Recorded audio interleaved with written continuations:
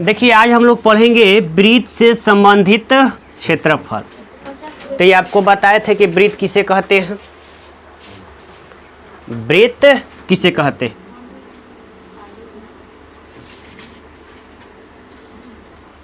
देखिए क्या है, वृत्त है।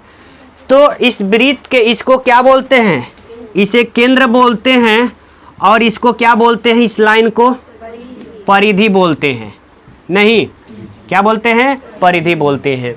तो आज हमें जो है वृत्त से संबंधित क्या पढ़ना है, क्षेत्रफल के बारे में, यानी जितने भी क्षेत्रफल, जैसे वृत्त का क्षेत्रफल क्या होता है, अर्धवृत्त का क्षेत्रफल क्या होता है, ठीक ना, या त्रिज्यीय खंड का क्षेत्रफल क्या होता है, चाप की लंबाई क्या होता है, ये सब बारे में हम लोग क्या करेंगे, आज अध्ययन करेंगे। तो देखिए यहाँ पे, तो सबसे पहले जान ले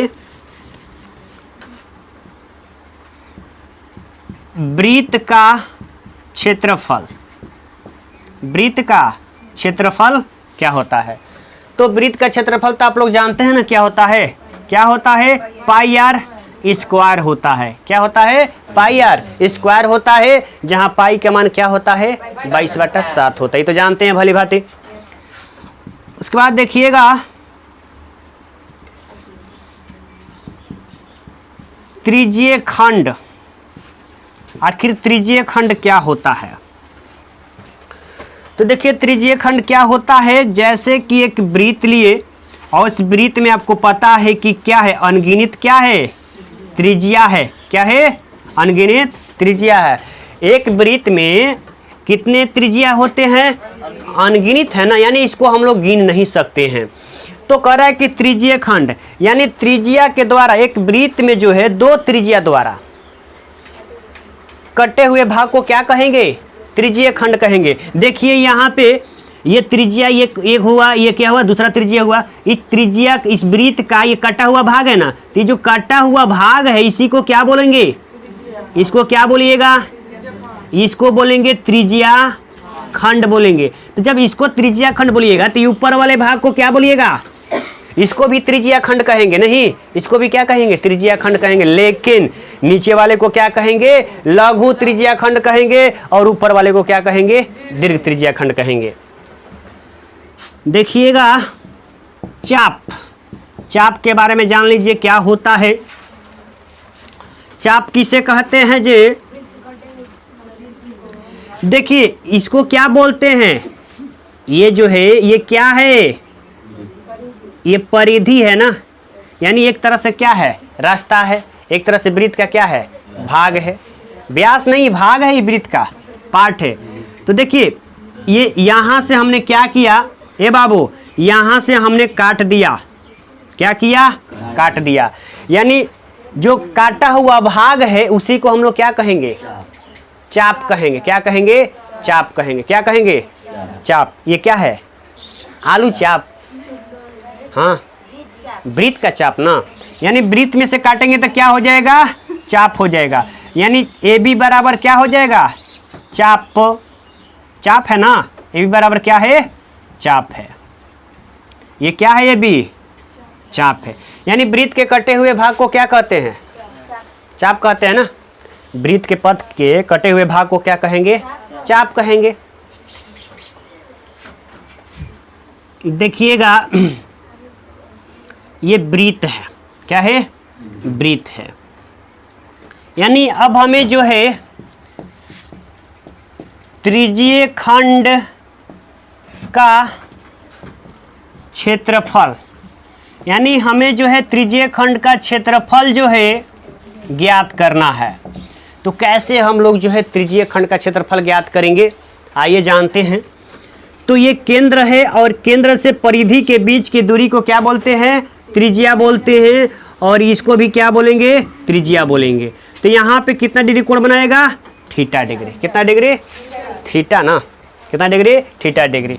आप क्या जानते हैं कि टोटल जो है कितना डिग्री कोण बनता है, 360। बहुत आप लोग तेज है जी, 360 डिग्री कोण बनाता है। तो कितना होता है इसका, जो होता है एरिया होता है ना, तो टोटल जो है घूमेगा तो कितना होता है, बताए ना, वृत्त का क्षेत्रफल कितना होता है, पाई आर स्क्वायर।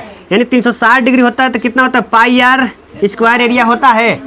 थीटा पे देखिए 360 डिग्री पर पाई आर स्क्वायर एरिया होता है। क्या होता है? पाई आर स्क्वायर होता है। यानी 360 डिग्री पे कितना area? Pi r square. 1 degree ना, तो 1 डिग्री कितना हो जाएगा? पाई आर स्क्वायर बट्टा में 360। कितना का वैल्यू निकालना है? थीटा के ना, क्या त्रिज्यीय खंड ना, तो यही ना त्रिज्यीय खंड है, तो इसलिए थीटा पे कितना हो जाएगा? पाई आर स्क्वायर बटा में 360 इंटू थीटा। यानी इसको कह सकते हैं थीटा बटा में 360 पाई आर स्क्वायर। तो ये जो वैल्यू आया थीटा बटा में 360 पाई आर स्क्वायर, किसका वैल्यू है? त्रिज्यीय खंड का क्या है? ये क्षेत्रफल है। क्या है? क्षेत्रफल है। एग्जाम्पल नंबर 1 ये कहता है कि एक अर्धवृत्त का परिमाप 36 cm है, तो उसकी त्रिज्या ज्ञात कीजिए।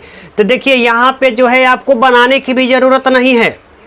क्या आपको बनाने की जरूरत है? इसको 36 cm है, तो इसका आंसर कितना हो जाएगा? त्रिज्या 7 cm। कितना?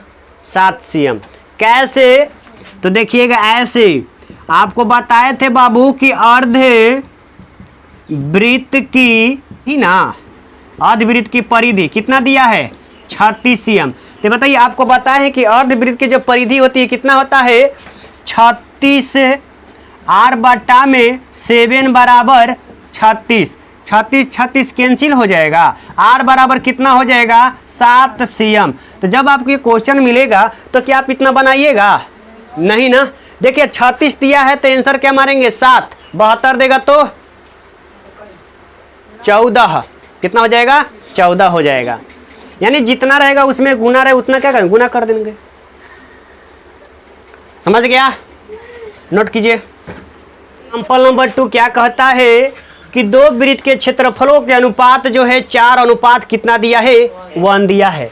तब उनकी त्रिज्याओं का अनुपात क्या होगा? तो इसको भी आपको बनाने की जरूरत नहीं है बाबू, इसको आसानी से बना दीजिएगा। देखिए क्षेत्रफल दिया के अनुपात कितना दिया है, यानी क्षेत्रफलों का अनुपात, क्षेत्रफलों का अनुपात कितना दिया है? 4 अनुपात क्या दिया है? 1 दिया है। और पूछ रहा है क्या? त्रिज्याओं का अनुपात ना, त्रिज्याओं का अनुपात। तो क्या करेंगे? इसका वर्गमूल निकाल देंगे ना। तो बताइए 4 का वर्गमूल कितना होगा? 2 होगा। 1 का वर्गमूल 1, यानी 2 अनुपात क्या हो जाएगा? 1 हो जाएगा। 2 अनुपात 1। जब भी आपको क्वेश्चन ऐसा दे दे तो इतना लिखने की जरूरत नहीं है। इसका क्या क्षेत्रफल दिया हो, त्रिज्या पूछेगा तो उसका क्या निकाल दीजिए? वर्गमूल निकाल दीजिए। अगर यही त्रिज्या दिया रहेगा और क्षेत्रफल पूछेगा तो स्क्वायर निकाल देना है। क्या निकालना है? स्क्वायर कर देना है। तो ऑप्शन नंबर कौन हो जाएगा? बी हो जाएगा। एग्जाम्पल नंबर 3 में कहता है कि एक वृत्त के क्षेत्रफल और परिधि का मान क्या है? समान है। यानी वृत्त का क्षेत्रफल और परिधि का जो मान है क्या है? समान है। यानी वृत्त का क्षेत्रफल और परिधि क्या करेंगे? दोनों को बराबर करके लिखेंगे। ठीक है, तो यहां पे हाल में देखिएगा वृत्त का क्षेत्रफल बराबर वृत्त की परिधि, वृत्त की परिधि। तो देखिए बताइएगा मेरे को वृत्त का क्षेत्रफल क्या होता है? पाई आर स्क्वायर। परिधि कितना होता है?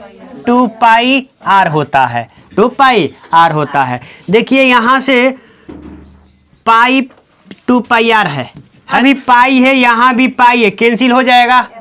आर स्क्वायर है, आर है, कैंसिल हो जाएगा। तो एक आर बचेगा यहाँ पे ना, यहाँ क्या बचेगा? आर बचेगा और उधर क्या बचेगा? 2 बचेगा। यानी आर बराबर क्या आ गया? 2 आ गया। हमें क्या ज्ञात करना था? वृत्त के त्रिज्या ना, तो वृत्त के त्रिज्या कितना गया? 2। तो ऑप्शन नंबर क्या हो जाएगा? ए हो जाएगा। प्रश्नावली 12.1 पढ़ेंगे और 12.1 में देखिए अच्छे से पढ़िएगा, बहुत VVI क्वेश्चन है। और क्वेश्चन नंबर 1 देखिए क्या किया कह रहा है। बुक को खोल लीजिए, NCERT बुक। देखिए क्या कह रहा है। तो क्वेश्चन नंबर 1 कहता है कि दो वृत्त के त्रिज्याएं क्रमशः 19 cm और 9 cm है। यानी दो वृत्त है, उसके त्रिज्या कितना है? 19 cm और 9 cm है। उस वृत्त की त्रिज्या ज्ञात करें जिसका परिधि उन दोनों वृत्त के परिधियों के योग के क्या है? बराबर है। दो वृत्त की रचना कीजिए। एक वृत्त ये हुआ और एक वृत्त ये हुआ। इस वृत्त की त्रिज्या कितना है? 19 cm है। कितना है? 19 cm है। और इस वृत्त की त्रिज्या कितना है? 9 cm है। ओ डैट, ये C1 और ये C2 दो वृत्त है ना। उस वृत्त की त्रिज्या ज्ञात कीजिए। इन परिधि, जिसकी परिधि इन दोनों वृत्त के परिधि के योग के क्या है? बराबर है। माना नए वृत्त की त्रिज्या r है। हमें यही ज्ञात करना है, नए वृत्त की त्रिज्या। तो दोनों परिधि, इसके दोनों को परिधि क्या करेंगे? निकाल दे, जोड़ देंगे ना। एक और वृत्त बनाना है जिसकी त्रिज्या क्या है? r है। इस दोनों के परिधि का योग इस वृत्त के परिधि है बराबर है। यानी दोनों के जोड़, ये दोनों को जोड़ दीजिए। और ये जो नया वृत्त बना इसके परिधि क्या है? बराबर है। तो इसका त्रिज्या ज्ञात करना है कि नया वाला जो वृत्त बन रहा है उसका त्रिज्या कितना होगा। तो लिखेंगे पहले वृत्त की परिधि प्लस दूसरे वृत्त की परिधि बराबर नए वृत्त की परिधि। बताइएगा मेरे को, वृत्त की परिधि क्या होता है?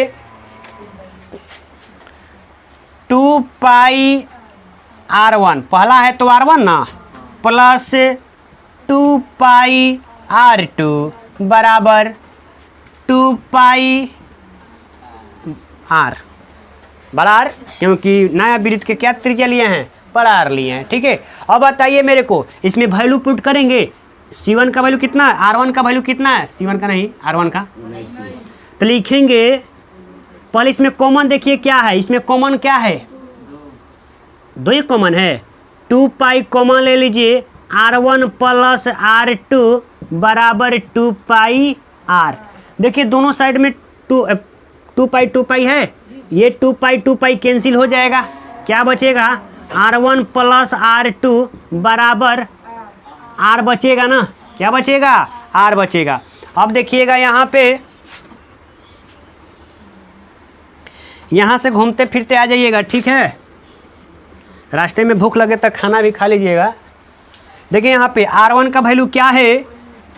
19 प्लस R2 के वैल्यू 9 प्लस बड़ा R। दोनों को जोड़िएगा तो कितना हो जाएगा?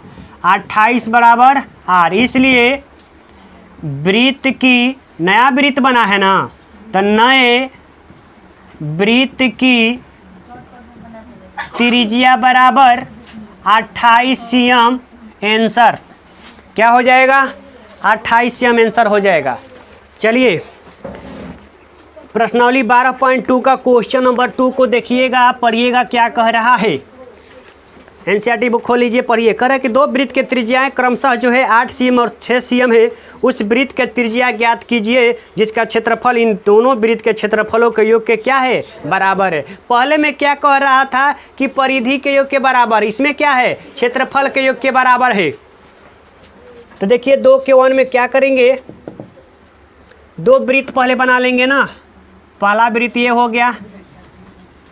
देखिए यहाँ बनाते हैं, एक वृत्त, दो वृत्त और एक 3 वृत्त। इस वृत्त का त्रिज्या कितना है? 8 cm और इस वृत्त का त्रिज्या 6 cm और इस वृत्त का त्रिज्या r cm। तो ये जो दोनों वृत्त के क्षेत्रफल के योग के बराबर नहीं इसको कह रहा है। यानी कह रहा है कि दोनों वृत्त के क्षेत्रफल का योग इस नए वृत्त के क्षेत्रफल के योग के क्या है? बराबर है। क्या है? बराबर है। तो क्या करेंगे ना कि इसका त्रिज्या निकालना है। जो नया वृत्त है ना,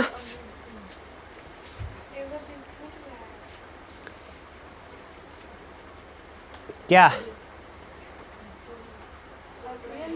देखो ना बाबू, ये नया वृत्त का त्रिज्या हमें ज्ञात करनी है। तो देखिए क्या करेंगे, माना नए वृत्त की, माना नए वृत्त की त्रिज्या क्या है, आर है।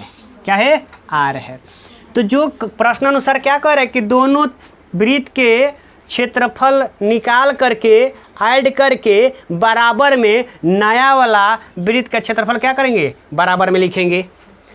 क्या लिखेंगे, पहले वृत्त का क्षेत्रफल प्लस दूसरे वृत्त का क्षेत्रफल बराबर नए वृत्त का क्षेत्रफल।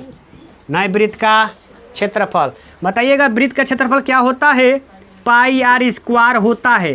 तो पाई R1 ना, R1 के स्क्वायर ना, पहला वृत्त है तो पहला आई R1, दूसरा क्या हो जाएगा पाई R2 का स्क्वायर बराबर पाई R स्क्वायर। तो अब देखिए दोनों में कॉमन क्या है, पाई कॉमन है, तो R1 का स्क्वायर प्लस R2 के स्क्वायर बराबर पाई R स्क्वायर। देखिए पाई पाई कैंसिल हो जाएगा, पाई पाई क्या हो जाएगा, कैंसिल।